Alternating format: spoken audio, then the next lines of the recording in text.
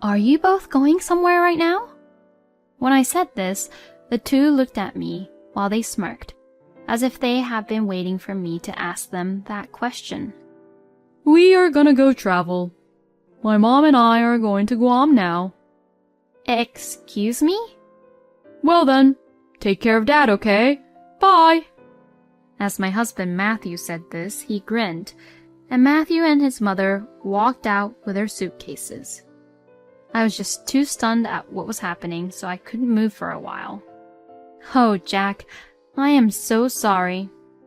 Then my father-in-law, Jack, suddenly got up, rolled up his sleeves, and said this. Well then, shall we get started? My name is Kim, and I am 32 years old, working at a company.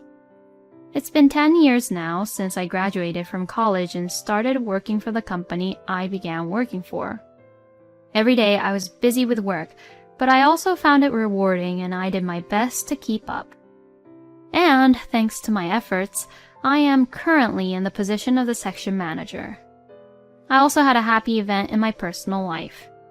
My boyfriend, Matthew, whom I have been going out with for 3 years, had proposed to me. He and I were classmates in college and have always been friends. We kept in touch by going out for drinks regularly, but it never developed into a romantic relationship right away. But we gradually began to feel comfortable with each other and became aware of each other's feelings bit by bit. And we began to go out.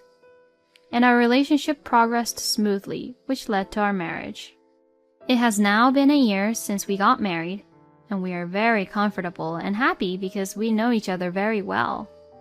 Matthew and I both work, but my husband does his share of the house chores so that it won't be just a huge burden on me, and I am able to balance work and personal life.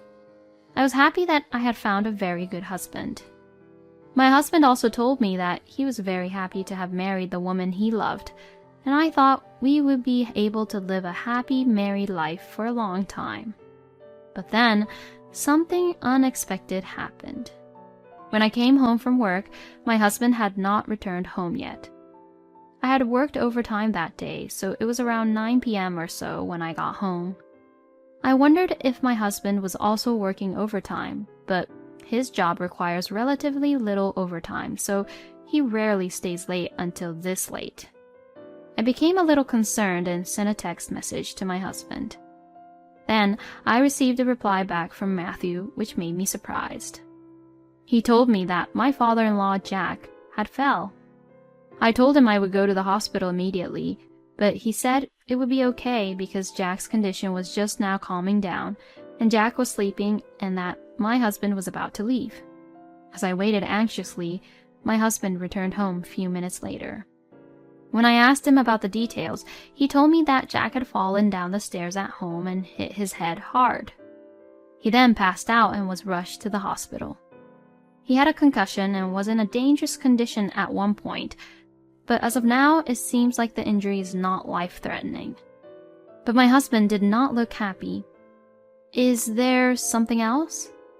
Well, it seems that he injured his spinal cord when he fell down, and he's going to have some after effects because of that. What? It seems like he'll probably need nursing care after he gets out of the hospital. Oh no. Hearing this, I felt sorry for Jack. It must be hard for him to be in such a situation, even though he had just recently retired. So, I was thinking a little bit about something. I'm thinking of moving in with my mom and dad. Huh? I'm worried about Mom being on her own. I think that she'll also feel safer if we are around. So that's why I want to live with them. Like that, my husband had asked me to live with his parents. It would certainly be difficult for my mother-in-law, Lucy, to take care of Jack, who can't move freely on his own now. After some consideration, I decided to agree with Matthew to live with his parents. When my husband contacted Lucy about what we decided, she seemed pleased as well. So, we moved into my parents-in-law's house and started living together. Oh, Lucy, it's great to see you. We'll be in your care. It's great to see you too, and welcome in.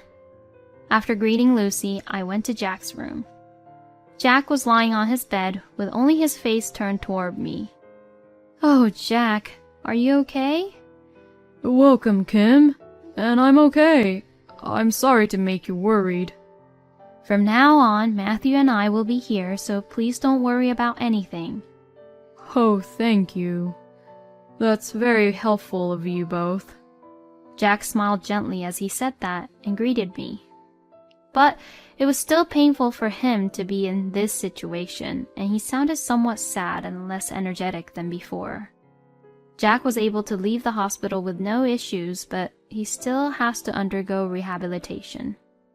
But even if he continues rehabilitation, the doctors are not sure if he will recover fully. So that's why maybe Jack is also a little concerned and anxious about his future too. I thought to myself that I would need to take care of Jack's mental health as well. "Jack, I will support you in any way I can. If you have any problems or any concerns and worries, please feel free to talk to me anytime." When I said this, Jack replied in a slightly more cheerful voice than before, saying, Thank you. That's really reassuring. When I returned from Jack's room to the living room, Lucy called out to me. "Oh, Kim, what are you doing?" "Excuse me? Oh, I was saying hello to Jack." "Oh, stop being so lazy. Get on with the cleaning." "Huh?" Lucy said so as she glared at me with a scary face. I was so startled that I froze. Then Lucy looked at me and got angry again. "What are you doing being lazy? You're so slow at everything. Hurry up and move around." So then I quickly started to clean up my parents-in-law's house. I didn't even have the time to unpack the things I had brought with me. I had no idea that Lucy was such a scary person. I thought she had been kind to me when she greeted me on our wedding day. But the moment we started living together, she changed her attitude like this. After that, Lucy kept on ordering me and telling me what to do. Cleaning the shower room, the bathtub, and the toilet was a must. She made me do everything from cleaning the room to cooking as well. And Lucy complained to me every time I was cooking. "You're so sloppy. I'm hungry." Goodness gracious, did Matthew have to always eat meals like this? Oh, poor Matthew. I couldn't concentrate on cooking because Lucy was always complaining about it non-stop. And when the cooking was finished and everyone was seated at the table, Lucy acted as if she had cooked them all by herself. "Oh, I am so sorry to make you wait, Matthew. Eat a lot, okay? There's seconds too if you want them, honey." Thank you, Mom. "Matthew, you're working very hard at your job, so you definitely need to eat a lot to build up your strength and energy." Lucy then happily watched Matthew eat. I had never met my parents-in-law when we were dating before my husband and I got married, so I never realized it, but apparently Lucy loves Matthew too much. Perhaps it is because Matthew was her only son, but somehow I get the feeling that she wants her son all to herself. Come to think of it, my husband lived at home with his parents all his life until we got married. I'm sure Lucy hates me because she thinks I took her son away from her. It wasn't even my intention to do that, so Lucy thinking that way is a big hassle for me, to be honest. After that, Lucy continued to force me to do house chores, and she just kept on bullying me. She even forced me to take care of Jack. When I came home from work, Lucy forced me to prepare dinner, care for Jack, and clean the house, and I was exhausted literally every single day. And on weekends, I had to do whatever Lucy asked me to do all day long. Since I work during the day, I am unable to take care of Jack. But then Lucy insisted that I pay for a helper out of my earnings. And finally, I could no longer stand this kind of terrible treatment from Lucy, so I decided to talk to my husband about it. "Hey, about Lucy, she's being really mean to me lately." Could you maybe also tell her to take it a little easy for me? When I asked my husband about it, he started to say something I never thought he would say. Why are you blaming Mom? Mom is relying on you as my wife to take care of her. I won't allow you to speak bad about my mom. I knew that Lucy really loved Matthew, but I had no idea that my husband was also a mama's boy, always taking on his mom's side. I'm not saying anything bad about Lucy. I'm just saying that even though she relies on me, she asks me to do too many things. Don't you dare think about making everything easy for you. I asked you to support my mom, didn't I? I then got angry and irritated at the fact that my husband was putting all the burden on me. Then you should also help around too. You haven't done a single thing around the house since we moved into this house. You haven't even taken care of your father, have you? When I said this, my husband made an even more unbelievable statement. If I do that, my mom will stop me. What? Mom says it's the wife's job to take care of the house. Husbands work outside the house to earn money. This is her way of thinking, so I decided to follow her way. No way! If you want, I'd even like for you to quit your job and concentrate on the house chores. I absolutely did not want to do that. I don't want to quit my current job because I enjoy it, and I'm being entrusted with various responsibilities, which makes it considerably more rewarding for me. In the end, my husband did not take my side, but on the contrary, he started to be harsh with me since then. Hey, are you doing your chores properly? I hope you're not annoying my mom. Lucy was smiling when she sees my husband being harsh with me. Kim really is a useless wife. Matthew, honey, why don't you just dump this woman? Ha! You're right. If she's too useless, I'll throw her out sooner or later. I was absolutely mortified when my husband and Lucy said such things to me. How could they say such heartless words to me as if it was a normal thing to do? I went to Jack's room as if to run away from them and concentrate on caring for him. Oh, Kim, I am sorry for my rude wife and my foolish son. We had Matthew when we were both old, so that's why my wife is overly caring for Matthew and spoiled him to who he is today. I'll apologize on behalf of the two. Oh no, it's not your fault, Jack, so please don't worry so much. The only saving grace for me was that Jack was decent. For a while after that, I spent my days taking care of Jack while enduring punishment from my husband and Lucy. It was really tough to be around them both, but still, thinking about Jack, I couldn't take the plunge into divorce right away. Then one day, Lucy and Matthew did something that shocked me. That day was the first day of the new year. I woke up early in the morning and was preparing breakfast. Then, unusually, both Lucy and Matthew woke up early in the morning. Oh, Happy New Year! You're both up early. When I said this to Lucy, she smiled and said, Well, we have to be up early anyways. I wondered if she and Matthew were going somewhere. It was too much hassle to ask for details, so I proceeded to prepare the meal. Then, I saw my husband and Lucy getting ready and already putting on their coats. I thought I had to confirm this, so I asked them, Are you both going somewhere right now? When I said this, the two looked at me while they smirked, as if they had been waiting for me to ask them that question. We're gonna go travel. My mom and I are going to Guam now. Excuse me? Well then, take care of Dad, okay? Bye!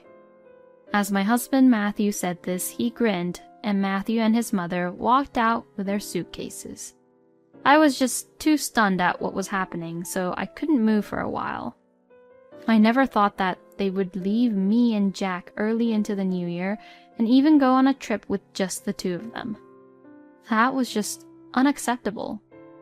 Maybe them leaving was good because it'll be a perfect timing for me.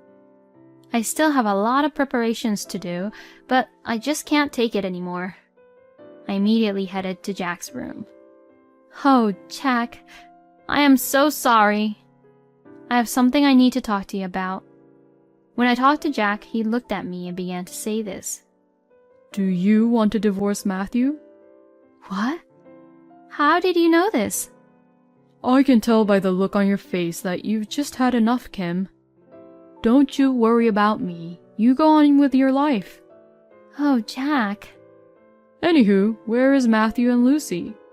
Did they go somewhere out? Well, it looks like they went traveling to Guam. Hearing this, Jack was stunned to hear that the two of them had gone on a trip. Then, my father-in-law, Jack, suddenly got up, rolled up his sleeves, and said this. Well then, shall we get started? Huh? Jack, how can you get up like that? It's all thanks to the rehabilitation, you know. Just recently, I was able to get up on my own with just my upper body. I wanted to tell earlier, but Kim, you seem to be having a hard time, and even if I told Matthew and Lucy, they would probably complain that I shouldn't go to the hospital that much now that I can move a little. So, I was going to tell this only to you when I could move around a little more. I see. This way, even with a wheelchair, I'll be able to move around on my own enough. Well then, let's get prepared as soon as possible. I nodded at Jack and immediately started preparing for the divorce. I got 2 sets of divorce papers and changed the locks on my in-laws' house. And a few days later, Lucy and Matthew came home not knowing what to expect. They didn't seem to open the locks and were trying to force the door open. I had no choice but to unlock the door for them. Hey, what the hell is going on? Why won't the door unlock? I calmly replied to my furious husband and Lucy. Well, that's because I changed the locks. I need to talk to you both, so come to the living room. With their faces turning red, I forced them to come to the living room. Oh, Dad? What? How are you able to move around in a wheelchair all by yourself? Jack just ignored them and told them to sit there. What the hell were you two thinking? You both just left Kim to do everything, and now you both just went on a trip. I can no longer tolerate both of your selfishness. I'm divorcing you, Lucy, and I'm cutting ties with you, Matthew. Both of you better leave this house instantly. When Jack said this, Lucy and Matthew were quite upset. Why must we get a divorce? Yeah, that's right. Cutting us off is just too much. Be quiet. You two got together and forced Kim to do all the housework and take care of me. And then you complained at her and treated her badly. I will never forgive you both for being that way to Kim. Lucy and Matthew both flinched at Jack's angry voice. So I took the opportunity and opened my mouth. Matthew, you are having an affair, aren't you? My husband looked nervous when I said that. Huh? What bullshit is that? The moment I became suspicious, I immediately had an investigator to check about you.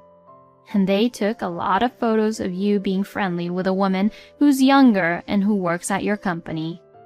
According to what I heard, you're trying to dump me and bring the young woman into this house, huh? I'm not sure, but probably your mom there suggested that idea to you, didn't she? When I said that, both Lucy and Matthew turned completely pale. Most likely, my hypothesis was right on spot. Both of them were so upset after that they couldn't speak properly. Anyway, I'm divorcing you and moving out of this house. I'll definitely claim for alimony from your affair, Matthew, and I'll also claim compensation for the emotional distress I've suffered due to your abusive harassment from you, Lucy. Oh no. Lucy and Matthew were both speechless and slumped to the ground. After that, Jack and I successfully divorced our stupid partners. And I was able to get my ex-husband to pay me a hefty amount of alimony. My ex-husband remarried and was caught trying to use the mistress as a convenient housekeeper and was eventually abandoned by her as well. Because Matthew had an affair at work, word spread very quickly within the company, and apparently he is being treated very coldly by his colleagues. And plus, since he and I went to the same college, our mutual friends have also abandoned him, and he is now living alone paying off his debts. And Lucy, who was also abandoned by Jack, is now living a lonely and poor life alone in a small apartment while working part-time. Since Jack no longer needs to support Lucy, he is living alone at his house, using that money towards hiring a helper. Jack has been working hard on his rehabilitation since then, and at this rate, he may be able to walk with a cane bit by bit. I kept in touch regularly with Jack and sent him words of encouragement. In return, Jack has taught me how to behave like a manager at work, and we have a good relationship even though Matthew and I are divorced. I will use the advice Jack gave me and continue to work hard at my job. It was the right decision for Kim and Jack to cut off that mama's boy and that mother who was overly loving her son. I'm also glad that Kim had Jack, who is very decent compared to Matthew and Lucy. I hope Kim will continue to work hard, and this time I hope that she will meet a much better man for her. Thank you for watching until the end. Please subscribe to our channel. We hope to see you in our next video.